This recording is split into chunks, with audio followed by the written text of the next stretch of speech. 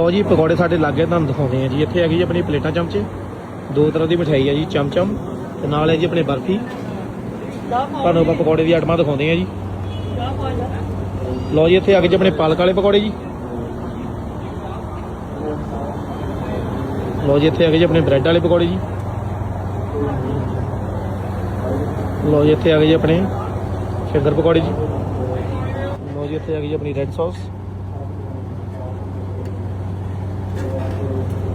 ਇੱਥੇ ਆ ਗਈ ਆਪਣੀ ਗ੍ਰੀਨ ਸੌਸ।